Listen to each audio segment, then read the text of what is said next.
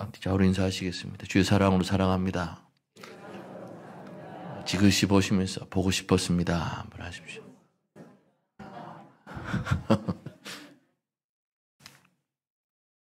삼일절을 맞이해서 오늘 아침에 혹시 한거라는 영화를 보셨는지 물으시겠습니다. 유관순, 우리는 이제 유관순 누나로 배웠는데, 의사, 열사라고 하고요. 나오는 주인공인 한거라는 영화를 오늘 아들과 함께 봤습니다. 이제 은찬이가 계속 묻는 거예요. 왜 저렇게 갇혔어요? 감옥에 한 방에 사람이 왜 저렇게 많아요? 그리고 이제 나중에 손톱을 뽑기까지 고통을 당합니다. 당하고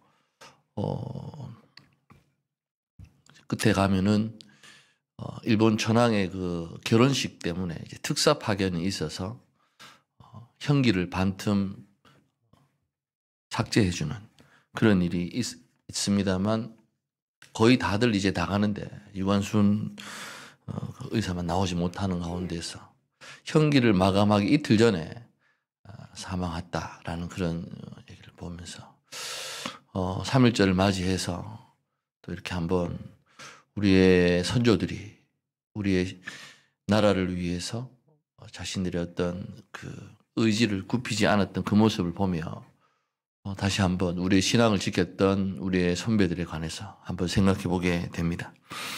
오늘 11장을 봅니다. 호세아서 11장인데 계속 반복되는 가운데 어떻게 보면 좀 지루할 수도 있고 그렇습니다만 선지자들의 이 외침 속에서 하나님께서 오늘날 우리에게까지 주시고자 하는 말씀이 무엇인지를 우리가 묵상해보는 시간이 되었으면 좋겠습니다. 12절을 읽지 않은 이유는 히브리 성경에는 11장 12절이 12장에 포함되어 있습니다.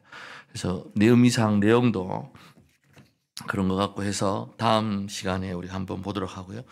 오늘 본문은 1절부터 11절까지의 세 부분으로 나누어 보려고 합니다.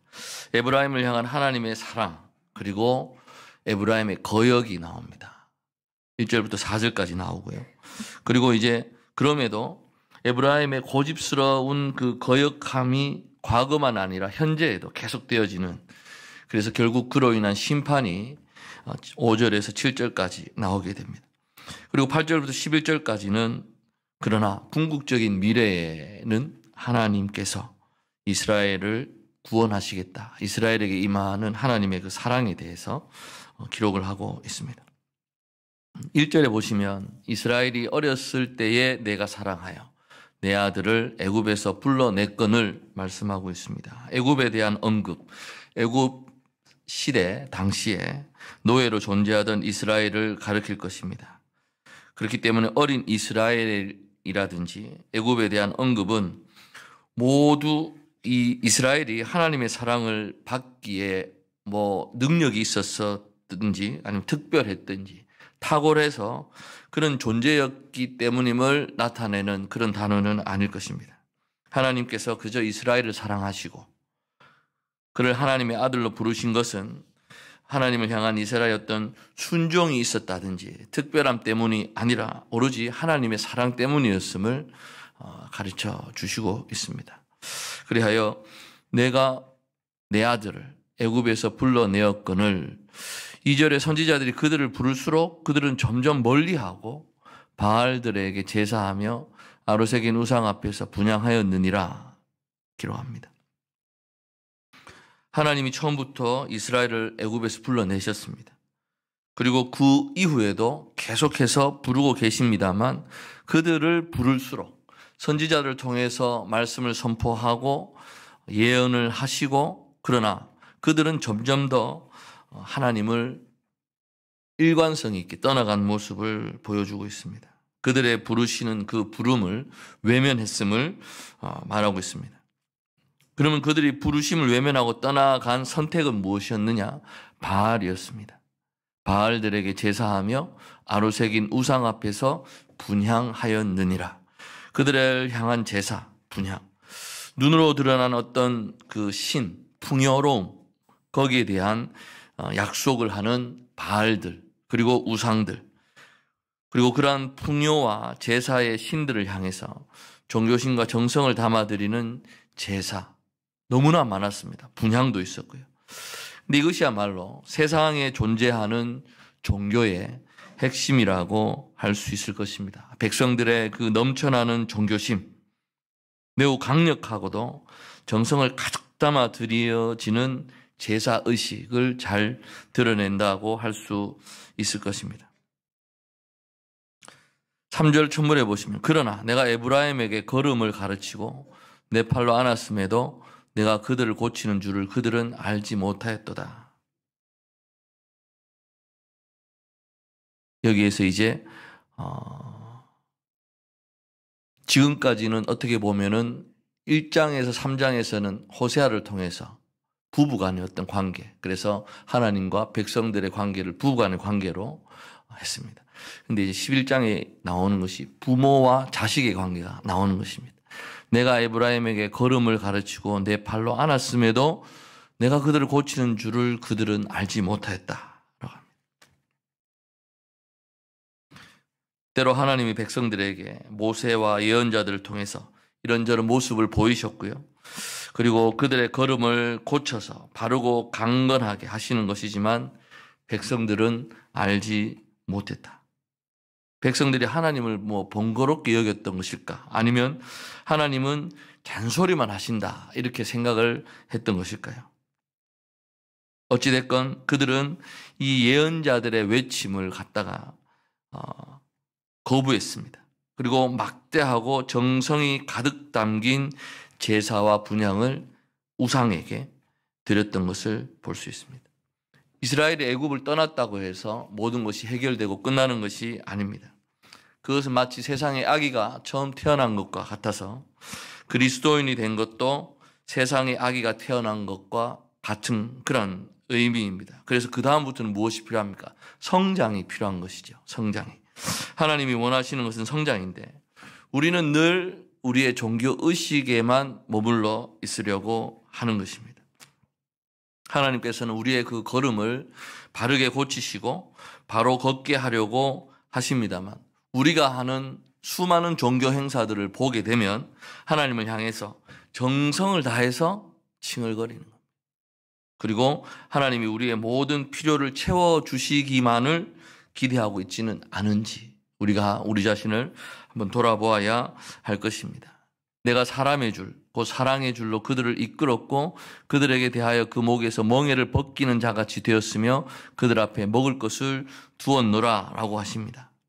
이제 아이를 가르치는 그러한 부모의 역할에서 이제는 그 목에서 멍에를 벗기는 자같이 했다라고 하시면서 어떻게 보면 이 주인과 짐승의 관계, 그러나 그 관계가 모든 멍에를 들어 올리는 분이심을 말씀을 하고 있습니다. 하나님 안에 있을 때 사람은 참으로 자유롭습니다. 그러나 하나님을 떠나 있을 때 때로는 착각을 합니다. 멍에를 벗은 것 같은 그런 느낌. 그러나 도리어 모든 멍에를 짊어지게 되곤 하는 것을 우리는 봅니다. 이유가 무엇입니까? 그 멍에를 들어 올리시는 분이 하나님이시기 때문인 것입니다. 하나님이 구부려 먹게 하셨다라는 것. 그것은 무엇입니까? 이 아버지가 그 팔을 붙잡고, 그 어머니가 그 아이에게 젖을 물리려고 하는 그 모습을 떠올리게 하는 것입니다. 사람들은 먹는 것으로 인해서 세상에 굴복하고 우상에 굴복합니다만 하나님은 젖먹이는 어머니와 같이 그 백성의 필요를 마땅하게 채우시는 그러한 분이십니다. 그래서 우리가 광야 생활 내내 그들에게 내려주셨던 만나와 메추라기를 우리가 한번 생각해 보면 하루도 변함없이 그들의 필요를 모자라지도 않고 넘치지도 않게 채워주셨던 분이 하나님이심을 우리는 기억합니다. 그래서 1절에서 4절에서는 에브라임은 하나님의 아들로 불리고 어릴 적부터 아버지가 그 팔을 붙잡고 걸음마를 가르치고 자라도록 돕고 필요한 것을 공급하시는, 인도하시는 그러한 분으로 하나님이 묘사되고 있습니다. 하나님은 에브라임을 참으로 사랑하셨고 소중히 여겼습니다. 그들이 자라도록 도우셨습니다. 늘 사랑으로 행하셨고 사람다워지도록 행하셨고 결국에는 그들의 모든 멍에를 벗도록 하셨으며 모든 필요를 공급하셨던 그 하나님을 기록을 하고 있습니다. 그런데 이제 5절에 보시면 그들은 애굽 땅으로 되돌아가지 못하겠거늘 내게 돌아오기를 싫어하니라고 합니다. 애굽 땅으로 가면 하나님께로 못 오는 것인데 애굽 땅으로 되돌아가지 못하지 않습니까? 그러면 하나님께로 돌아와야 됩니다. 그런데 하나님께 돌아오기를 싫어한다고 했습니다. 그래서 결국 아수르 사람이 그 임금이 될 것이다 라고 기록을 하고 있습니다.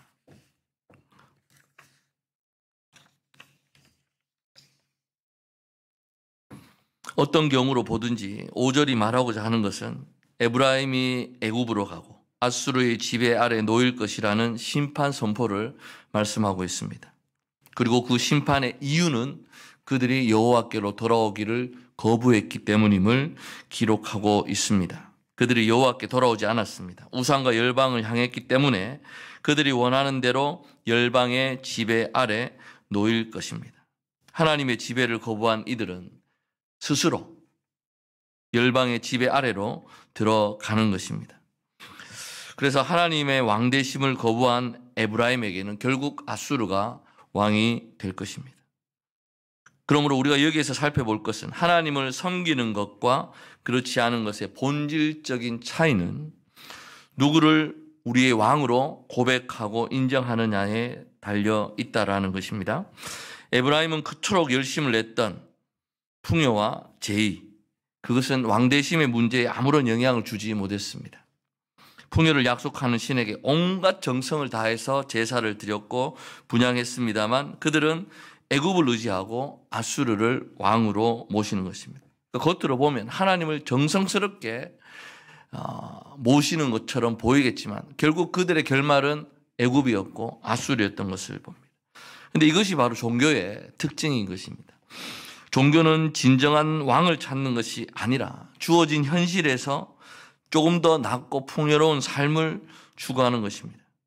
이스라엘의 해방을 위해 바로를 만난 모세 때문에 노역이 심해졌지 않습니까? 그러자 이스라엘은 모세를 향해서 누가 자신들의 왕인지를 분명히 말합니다. 출애굽기 5장 21절에 그들에게 이르되 너희가 우리를 바로의 눈과 그의 신하의 눈에 미운 것이 되게 하고 그들의 손에 칼을 주어 우리를 죽이게 하는도다.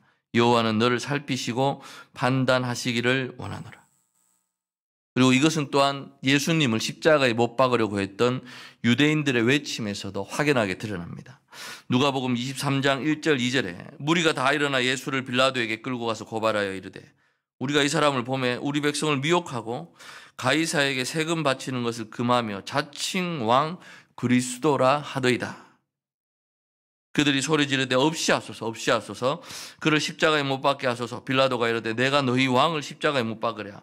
대사장들이 대답하되 가이사 외에는 우리에게 왕이 없나이다 하니 라고 분명히 기록하고 있습니다. 그렇기 때문에 여호와를 섬긴다는 것, 그것은 아수르도 애굽도 아닌 오직 여호와께서 우리의 왕 되심을 의미하는 것입니다. 참된 여호와의 신앙, 누구를 왕으로 고백하느냐, 다시 말해서 우리 삶의 주인이 누구이냐를 고백하는 것이 참된 여호와 신앙을 판가름 난다라고 얘기할 수 있겠습니다. 6절에 칼이 그들의 성읍들을 치며 빗장을 깨뜨려 없이 하리니 이는 그들의 계책으로 말미암음이라. 칼이 그들의 성읍을 친다는 것은 전쟁을 의미합니다. 빗장을 깨뜨려서 없이 하는 그 이유는 그들의 계책으로 말미암았다라고 기록합니다. 그래서 나름대로 계책을 꾸미고 궁리했습니다만 전쟁의 날에 그들의 성읍과 빗장은 아무것도 막아내지 못하는 것을 기록합니다. 평화를 말했고 정성을 자극하고 하나님의 위로를 전했던 거짓 선지자들, 중재자들의 말도 있었습니다만 아무런 소용이 없었음을 말씀하고 있는 것입니다. 내 백성이 끝끝내 내게서 물러가나니 비록 그들을 불러 위에 계신 이에게로 돌아오라 할지라도 일어나는 자가 하나도 없도다라고 했습니다. 개역개정판은 이것을 이렇게 해석을 했습니다. 내 백성이 끝끝내 내게서 물러가나니 비록 그들을 불러 위에 계신 이에게로 돌아오라 할지라도 일어나는 자가 하나도 없도다. 가톨릭 성경에는 이렇게 써놨습니다. 내 백성은 나를 배반하려고만 한다. 그들이 위를 향해 부르짖어도 누구 하나 일으켜 세워주지 않으리라. 세 번역에는 이렇게 기록되어 있습니다. 내 백성이 끝끝내 나를 배반하고 바알을 불러 호소하지만 바알이 그들을 일으켜 세우지 못할 것이다. 그래서 7절을 직역을 하면 이렇습니다. 내 백성이 나를 거역하는 일에 매달려 있는데 위에 계신 이에게로 그들을 부를지만 누구도 일으켜 세우지 않는다라고 기록을 하는 것입니다. 그래서 하나님의 부르심은 계속이 됩니다. 그러나 대개의 경우 사람들의 거역은 참으로 완고함을 보여주는 것입니다. 이것은 애굽의 바로가 모세를 통해 보이시는 하나님의 그 뜻을 봅니다만 10가지의 재앙이 나올 때까지 그 고집을 꺾지 않았던 그 거역을 우리는 생각합니다. 마찬가지로 우리도 역시 우리의 삶 속에서 하나님께서 우리에게 사인을 주십니다. 그런데 첫 번 그 사인에 우리가 하나님 앞에 두 손 들고 항복하고 나아가는 경우는 잘 없습니다. 호세아 시대 이스라엘도 그랬고요. 지금을 살아가는 우리 역시 주변의 삶을 너무도 쉽게 우리가 목격할 수 있지 않습니까? 나 자신을 보더라도 하나님께서 원하시는 바가 이것인데도 불구하고 우리 마음속에는 설마 그러실까라는 생각을 하는 것을 봅니다.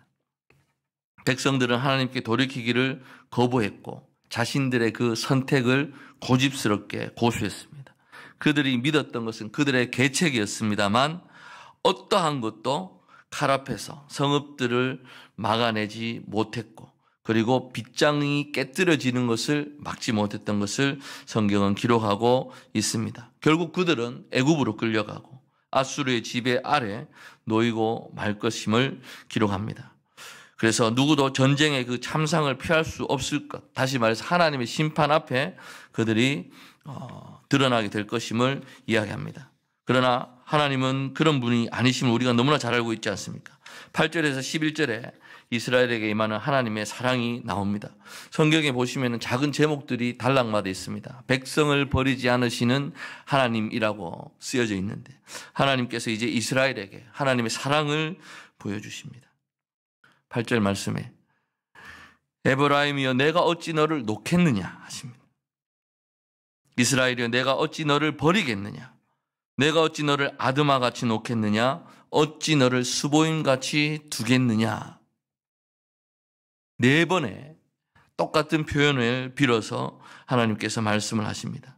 내가 어찌 너를 포기하겠으며 내가 어찌 너를 단념하겠으며 내가 어찌 너를 포기하겠느냐, 아드마같이 내가 너를 두겠느냐, 스보임같이. 여기 아드마와 스보임은 소돔과 고모라 옆에 있었던 도시였습니다. 그래서 소돔과 고모라가 멸망할 당시에 같이 멸망했던 도시를 가리킵니다.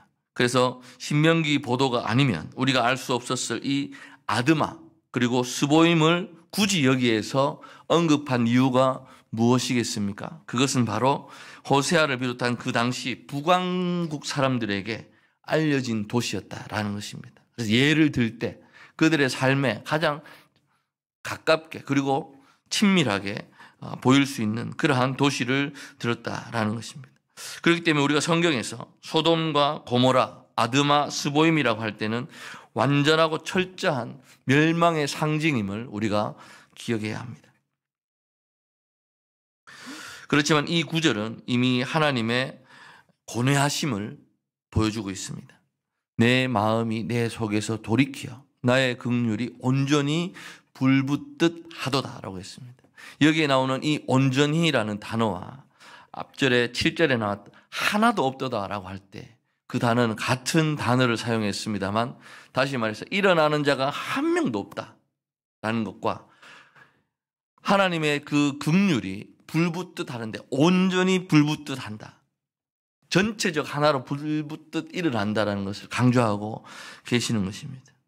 그래서 내 마음이 내 속에서 돌이켜가지고 하나님의 마음이 온통 뒤집어졌음을 표현합니다. 이 단어는 뒤집어진다라는 이 단어가 어디에 쓰여지느냐 하면 소돔과 고모라를 엎으실 때 그때 사용하셨던 그 단어인 것입니다. 소돔과 고모라의 죄악으로 인해서 그 도시를 유황불로 심판하셨던 그 하나님, 이스라엘의 죄악으로 인해서 이들을 엎어버리시는 것이 당연한데 하나님께서 이제 무엇을 엎으십니까? 하나님 자신의 마음을 엎으시는 것입니다. 심판할 것이다 라고 마음을 드셨다가 백성을 향해 드시는 나의 긍휼이 온전히 불붙듯 하도다. 내가 나의 맹렬한 진노를 나타내지 아니하며 내가 다시는 에브라임을 멸하지 아니하리니 이는 내가 하나님이요 사람이 아님이라 라고 말씀합니다. 신인동형론이라는 것이 있습니다. 사람과 신을 하나의 형태로 이야기하는 그런 부분인데 하나님은 사람처럼 마음을 가지고 계시고 그 마음에 감정을 지니시는 분으로 표현을 합니다. 그래서 하나님은 그 백성들의 행하는 것을 보면서 근심하신다고 했습니다. 또 솔로몬이 지은 성전에 자신의 마음을 두시겠다라고 표현도 하셨고 이스라엘에 행하는 일을 마음에 기억하신다고 했습니다. 그 마음의 백성을 향한 일을 작정하시는 분이시고 계획하시는 분이시고 사람처럼 마음을 가지시며 마음으로 느끼시는 분이 하나님이시라고 성경은 기록합니다. 그러므로 하나님의 뜻을 안다는 것은 우리가 미래가 고정된 것으로 여기는 게 아닙니다. 사람들은 처음 창조부터 시작해서 끝까지 하나님의 대본 아래서 이루어지는 것이기 때문에 변화될 수 없다라고 주장하는 사람들이 있습니다. 모든 것이 하나님의 계획 속에 딱딱딱딱 맞아떨어져 들어가는데 변화가 일어날 수는 없을 것이다라고 이야기합니다. 그것은 잘못된 것입니다. 백성을 향한 하나님의 마음이 불붙듯 일어나셔서 하나님의 계획을 바꾸신 것을 볼 수 있습니다. 우리는 성경 통해서 많이 보지 않습니까? 모세가 기도했을 때 그 백성을 멸하시려던 하나님께서 계획을 바꾸셨고요. 아브라함이 의인 50명이 있으면 주님 벌하지 않으시겠습니까? 라고 했을 때 롯의 가족을 구해 주었던 것을 우리는 볼 수가 있습니다. 하나님께서 스스로 탄식하며 질문하시는 분입니다. 내가 이들을 어찌할 것인가? 예언자들의 부름을 따라 자신에게로 돌아온다면 살 길이 있겠지만 그들이 회개치 않을 것을 너무도 잘 아시는 하나님이신데 하나님께서 이제 그것이 안 되니까 스스로 마음을 뒤집으시는 것입니다. 진노의 심판 대신에 이스라엘을 위로하려는 마음이 불길처럼 하나님의 마음을 가득 채운다라는 것입니다. 그러나 여기서 우리가 또 한 가지 놓쳐서 안 될 것은 죄의 사면이 한 번 선언된 심판 자체를 없애는 것은 아니라는 것입니다. 그래서 결국 북이스라엘은 주전 722년에 멸망을 당하고 맙니다. 그래서 8절에 나오는 이 탄식은 이스라엘의 멸망을 내다보면서 하나님 긍휼이 불붙는다 하시는데 어떻게 또 이렇게 멸망하도록 내버려 두십니까? 가 아니라 이 새로운 미래를 향한 그러한 내용으로 보아야 할 것입니다. 북왕국이 더 이상 존재하지 않음에도 호세아 선지자를 통해서 이러한 메시지가 계속 보존되고 전해졌다라고 하는 것은 호세아가 전하는 그 기대, 하나님께 대한 기대가 무엇이냐? 에브라임을 넘어서서 모든 백성을 향한 것임을 깨달았기 때문일 것입니다. 바울이 사울에서 바울로 바뀌는 그 상황이 바울은 어렸을 때부터 너무나도 전통적인 신앙 속에서 올바른 신앙을 가지고 살아왔습니다. 하나님 나라, 하나님 신앙이라는 것에서 살아왔던 이가 예수의 소문을 듣고 들었던 생각은 지금까지 배워왔던 이 신앙을 거의 뒤집는 그러한 일이었습니다. 사람이 어떻게 하나님의 아들일 수가 있는가라는 것이었습니다. 그래서 예수를 믿는 자들을 잡아서 옥에 집어넣는 그러한 일을 하겠다 하면서 다녔던 사울이었습니다. 그런데 그가 예수님을 만나고 나서 들었던 생각은 그러면 지금까지 내가 믿어왔던 이 신앙은 무엇이었는가? 모든 것이 다시 기록되기 시작했습니다. 그러면서 자기가 이러한 하나님의 어떤 창조하시고 마지막에 임재하실 때까지의 그 상황을 깨닫고 난 이후에 내가 해야 할 일이 무엇인가를 깨달았던 바울은 이방으로 향하게 됩니다. 자기가 깨닫게 된 예수님이 하나님이시고 하나님의 아들이시며 우리 십자가를 지시고 돌아가시고 부활하시고 승천하셔서 지금 보좌 우편에서 우리를 위해 중보하고 계신다는 이 사실을 이제 이방 민족에게 가서 전합니다. 그들에게 신화가 있고 신앙이 있지 않습니까? 그것들과 붙어서 논리적으로 신앙을 전합니다. 자기가 만난 예수님을 전합니다. 어렸을 때 자기가 가지고 있던 이 신앙이 이러이러했는데 이러한 모든 것들이 부수셨다라는 것을 이야기합니다. 예루살렘, 온 유대, 사마리아와 땅 끝이라는 예수님의 그 명령을 얘기하면서 이스라엘 백성에게만 한정되어 있는 것이 아니라 이제 이것이 온 열방을 향한 하나님의 뜻임을 바울은 깨달았던 것을 볼 수 있습니다. 오늘 말씀을 통해서도 하나님의 그 마음이 변하시는 것이 이제 이스라엘을 살리시고 그리고 이제 미래에 모든 열방들을 향하여 하나님께서 그들을 구원하시고자 하는 그러한 소망을 보게 되는 것입니다. 그렇기 때문에 심판은 심판이 아니라 이스라엘을 향한 하나님의 사랑의 또 다른 한 측면임을 우리가 볼 수 있어야 할 것입니다. 10절에 보시면 그들은 사자처럼 소리를 내시는 여호와를 따를 것이라. 여호와께서 소리를 내시면 자손들이 서쪽에서부터 떨며 돌아오되 그들은 애굽에서부터 새같이 아수르에서부터 비둘기같이 떨며 오리니 내가 그들을 그들의 집에 머물게 하리라. 나 여호와의 말이니라. 여호와께서 사자처럼 부르짖고 그리고 그가 부르짖을 때에 그들이 먼 바다에서부터 떨면서 돌아올 것이다 라고 기록을 하고 있습니다. 성경의 기록을 보면은 이 동쪽에서부터 나갈 때는 나갑니다. 근데 이제 돌아올 때 보면 서쪽에서부터 이렇게 돌아오는 그런 식으로 기록을 많이 되어 있는데요.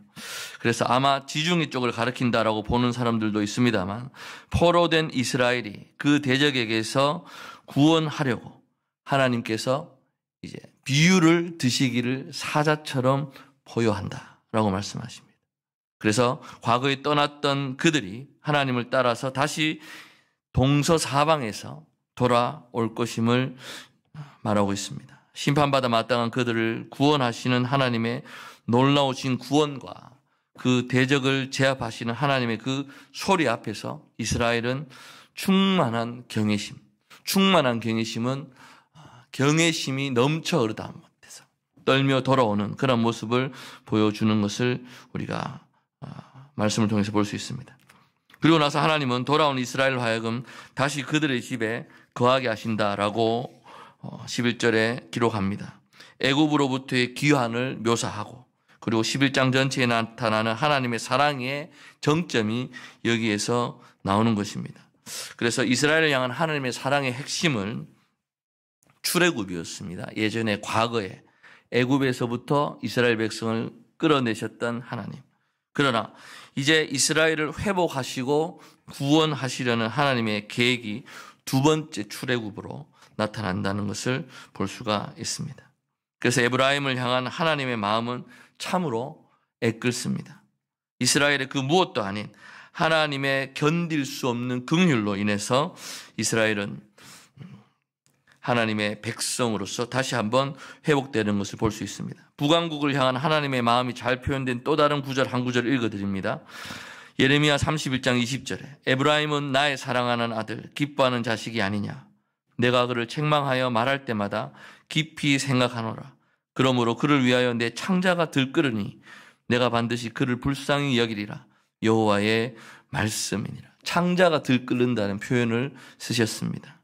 일방적으로 이스라엘의 회복을 선언하시는 그 하나님을 통해서 이스라엘을 향한 하나님의 사랑이 전적으로 하나님의 인자와 긍휼에서 비롯된 것임을 우리는 기억해야 할 것입니다. 말 그대로 로마서 5장 20절에 참으로 죄가 더한 곳에 은혜가 넘쳤다라는 것을 우리가 기억해 볼 수 있습니다. 말씀을 정리하겠습니다. 11장 오늘 말씀을 시작하면서 처음에 출애굽이 나옵니다. 그리고 마지막에도 애굽과 아수르에서 돌아오게 하시는 새로운 출애굽에 대한 선언을 우리가 볼 수가 있습니다. 이스라엘은 하나님을 알지 못했습니다. 자신들을 하나님께서 바로 걷게 하고 또 올바르게 교육해서 나아가도록 그렇게 하시는 그 하나님을 알지 못했습니다. 그리고 완고하게 거부했고, 그러나 하나님은 그 전적인 긍휼하심으로 인해서 그들을 돌이키시고 회복시키심을 볼 수가 있습니다. 동화가 하나 있습니다. 밤하늘에 별이 빛나는 이유를 설명하는 대목이 나오는데요. 그 동화에서 별이 반짝이는 이유는 별이 지구를 사랑하기 때문이라고 합니다. 그리고 그 중에 꽃별이라고 불리는 별이 있답니다. 왜 꽃별이라고 하냐면 늘 멀리서 바라만 보는 지구를 너무 사랑해서 북극성을 찾아가서 지구로 좀 보내주세요라고 간청을 한답니다.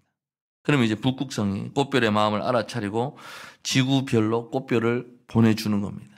그러면 꽃별은 지구로 와서 별 불가사리가 된다라는 것이 그 동화의 내용입니다. 이 짧은 동화에서 서로 다른 둘을 하나로 만드는 사랑의 본질을 이야기하고자 합니다. 남자와 여자를, 약한 것과 강한 것을, 부드러운 것과 단단한 것을 한 몸으로 만드는 것이 사랑입니다. 그래서 멀리 떨어진 각각의 별로 존재하기보다 사랑하는 지구에 와서 살고 싶어하는 그 꽃별의 마음을 보게 되면 하나님은 어떻게 보면 지구를 사랑하시는 꽃별이라고 할 수 있습니다. 하나님의 사랑과 지구를 너무 사랑하셔서 인간이 되기로 하신 그 하나님께서 우리 곁에 오셨습니다. 우리 신앙의 기본은 성육신을 인정하는 것부터 우리가 시작을 해야 합니다. 하나님께서 우리를 위하여 인간의 몸을 입고 이 땅에 오셨음을 인정하지 않는 사람이 있습니다. 십자가는 잘 인정합니다. 나 대신 죽으셨고. 근데 그 부분을 인정하지 못하는 사람이 있습니다. 너무나 우리를 사랑하시는 하나님께서 이제 오시고자 방법을 찾는데 인간의 몸을 입고 오실 수밖에 없지 않습니까? 그러한 낮고 낮은 자리에 오신 하나님. 그래서 이 별 불가사리가 된 것처럼 우리와 늘 함께 하시는 하나님, 임마누엘의 하나님, 우리와 함께 하고 싶어서 인간이 되신 그 하나님의 그 사랑, 오늘 본문에 나왔던 긍휼이 온전히 불붙듯해서 하나님의 마음을 뒤집으시는 그런 마음을 우리가 볼 수 있어야 할 것입니다. 하나님께서 우리에게 원하시는 것은 무엇입니까? 내가 이토록 너희들을 사랑한 것 같이 너희도 서로 사랑하라고 말씀하십니다. 자식을 가르치시는 부모가 정직해야 된다고 이찬수 목사님이 말씀하시는 것을 들었습니다. 아무리 논리적인 교육적인 좋은 말을 하더라도 부모님이 거짓말을 하는 것을 보면 자식들은 앞에서는 이해할 줄 몰라도 돌아서서는 욕을 한다는 것입니다. 옥하는 목사님께서 본인에게도 그렇게 가르치셨고 본인도 지금 부교육자들에게 그렇게 가르친다라고 말씀을 하시는데 우리 역시 그렇습니다. 하나님께서 우리에게 베풀어 주신 그 사랑을 우리가 받았지 않습니까?